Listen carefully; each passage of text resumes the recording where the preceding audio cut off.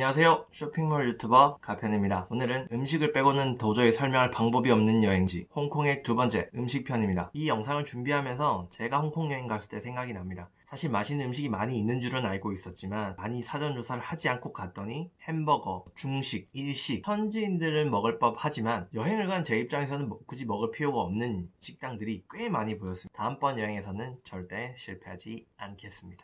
저 빵매야? 네, 아침 먹었습니다. 오늘은 소개해드릴 게 너무 많기 때문에 농담은 하지 않도록 하겠습니다.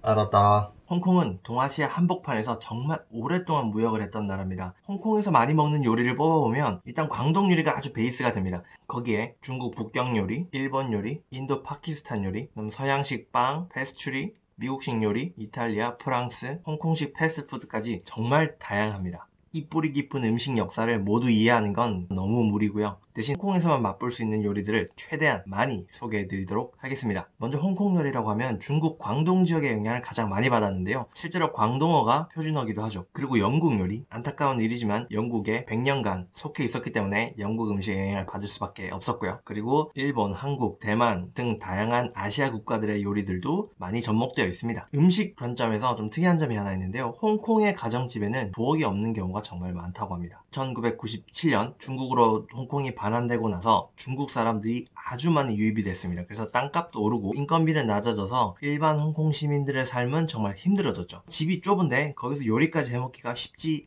않다는 겁니다. 그리고 근무 강도도 올라가서 요리를 해먹을 시간도 없고요. 그러다 보니까 아예 그냥 부엌을 만들질 않고 밖에서 먹거나 밖에서 사와서 먹는 문화가 대중화되면서 더 이상 부엌이 없는 집이 정말 많다고 합니다. 그럼 이게 여행을 하는 저희 입장에서는 어떨까요? 정말 최고 아닐까요? 저희는 가서 만들어 먹을 수가 없잖아요. 가서 사 먹어야지. 그럼 현지들이 모두 사 먹는다면 그 음식 맛있겠죠? 홍콩에서는 식사를 5개 한다고 합니다. 아침, 점심, 저녁 말고 오후 3시쯤에 애프터눈 티를 먹는데 이건 영국의 영향을 받았습니다. 저녁 10시쯤에 또 야식 타임이 한 번 더 있습니다. 이걸 모든 사람이 꼬박꼬박 챙겨서 먹는다는 건 아닙니다. 자, 그러면 지금부터 요리를 하나씩 소개해드리도록 하겠습니다. 벌써 두 번째 편인데요. 제가 요리를 고르는 기준에 대해서 짧게 말씀드리도록 하겠습니다. 첫 번째는 현지에서 현지인들이 많이 먹는 음식입니다. 이게 가장 중요한데요. 한식으로 예를 들어 설명을 해보겠습니다. 한국의 홍어 삼합, 산낙지, 물론 한국 음식이고 한국 사람들이 찾긴 하지만 이건 저희가 주식이라고 생각하고 자주 먹지는 않잖아요. 이런 요리는 소개 안 해드린다는 겁니다. 짜장면, 치킨처럼 정말 대중화된 음식은 당연히 소개해드려야 될 거고요. 최소한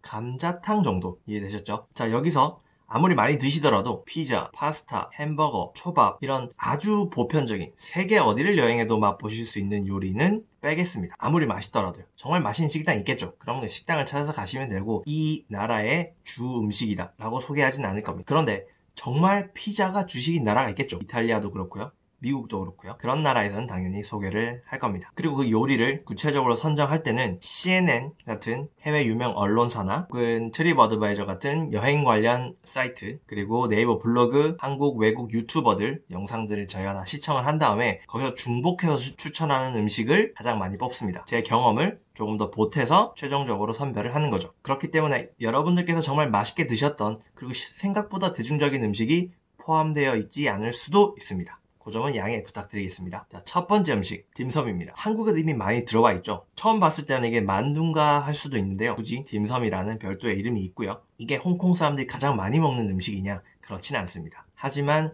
홍콩에 정말 많은 미슐랭 식당이 이 딤섬집이라는 사실 알고 계셨습니까? 이 딤섬을 한자로 쓰면 마음에 점을 찍는다 라는 뜻인데 간식 이렇게 번역해도 사실 상관없습니다. 역시 광동 음식이고요. 재료부터 조리법까지 특정할 수가 없습니다. 우리가 생각하는 후라이드 치킨은 튀긴 거잖아요. 이 딤섬은 그렇게 특정할 수가 없습니다. 주로 삶은 만두 같은 게 가장 많지만 다른 방식의 조리법도 정말 많이 있습니다. 중국 요리답게 조금 기름진 맛이 있기 때문에 차랑 곁들여 먹는 것이 정석입니다. 제가 먹어봤고 또 다른 분들이 많이 추천해주는 건 새우가 들어가거나 고기가 들어간 걸 좋아들 하시더라고요. 딤섬을 소개하려면 영상 한 편을 따로 찍어야 될 정도로 많으니까 여기까지만 하겠습니다. 두 번째는 완탕면입니다.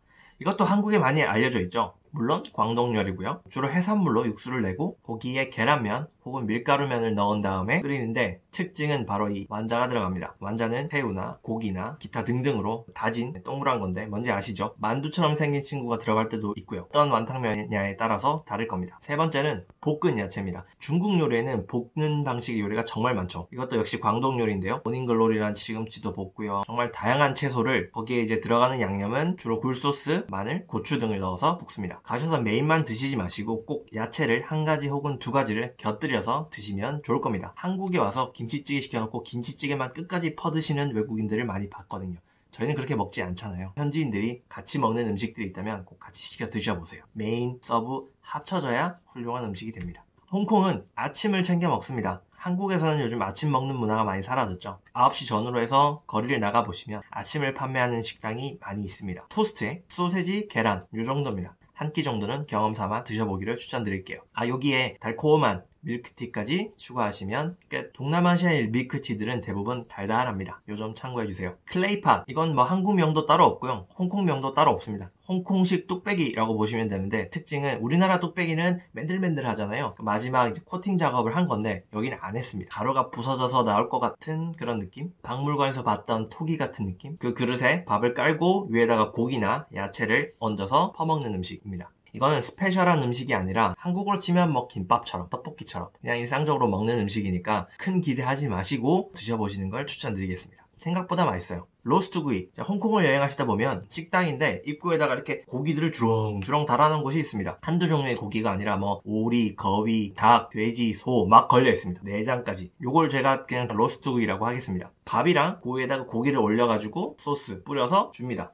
요것도 현지인들의 일상적인 밥입니다. 반찬으로 큰 고기 덩어리를 사가시는 분도 있고요. 거기서 밥이랑 고기만 해서 바로 한 끼 식사로 드시는 분도 있습니다. 자, 요거까지 소개해드리고 고기 이야기는 마무리하도록 하겠습니다. 바로 차슈인데요. 한국에서도 차슈 이미 많이 유명해졌죠. 데리야끼 소스 비슷한 간장 플러스 설탕 조합은 언제나 맛있습니다. 그 베이스로 만든 건데 특징은 조금 더 느끼하다는 거. 그거만 좀 차이가 있겠고요. 역시나 광동 요리입니다. 한국에서 혹은 일본에서 주로 먹는 간장 베이스의 달콤한 양념 고기들은 대부분 이미 썰어놓은 고기를 양념해서 먹는 경우가 많은데 차슈 같은 경우에는 보통 큰 덩어리를 통째로 양념해서 조리한 다음에 마지막에 잘라 먹습니다. 그럼 안에 들어있는 것도 양념에 쩔어 있는 게 아니라 고기 원래 색깔도 일부 남아 있습니다. 이것도 홍콩 사람들이 아주 좋아하는 요리니까 꼭 한번 드셔보세요. 스크램블 에그 샌드위치. 요건 뭐 이름만 들어도 아시겠죠? 그런데 요 스크램블 에그를 아주 잘합니다. 길 가다가 배고픈데 보인다. 한번 드셔보셨으면 좋겠습니다. 자, 이제 디저트로 넘어올게요. 홍콩 하면 너무 많은 디저트가 있어서 이걸 다 소개할 수는 없고요. 첫 번째는 두부 푸딩입니다. 쉽게 예상되시겠지만 순두부 같은 질감으로 푸딩처럼 숟가락으로 떠먹습니다. 지금 당장 순두부를 사셔서 떠드시면 제 생각에는 아주 비슷할 겁니다. 다만 거기에 달콤한 소스가 발라져 있다는 거. 순두부를 이렇게 먹으면 푸딩처럼 느껴질 수도 있겠다 라는 느낌입니다. 그리고 자매품으로 우유 푸딩도 있습니다. 유명한 가게가 있는데요. 제가 먹었을 때는 소소, 제 아내는 굿. 개인적으로는 그냥 오리지널 푸딩이 가장 맛있었습니다. 자, 두 번째는 에그타르트입니다. 사실 에그타르트는 포르투갈의 한 수도원에서 개발이 됐고요. 그게 이제 전 세계적으로 퍼졌고 아주 흔한 음식이 됐죠. 어쨌건 싱가포르, 홍콩, 대만 다 에그타르트가 유명하니까 에그타르트 좋아하시면 가서 한번 드셔보세요. 네, 마지막으로 디저트이자 길거리 음식 달걀 와플입니다. 딱 봐도 전통적인 음식 느낌은 아니죠. 요즘 깡통시장 같은 데 가면 보실 수 있어요. 흔해졌습니다. 원조 한번 드셔보시고 싶으시면 바삭바삭하니 맛있습니다. 긴 영상 봐주셔서 감사드립니다. 오늘 조용해달라 해가 조용했는데 고생했다. 다음 편에서는 홍콩의 세 번째 홍콩 여행 꿀팁 편으로 돌아오도록 하겠습니다. 즐거운 여행 되세요. 가편이었습니다.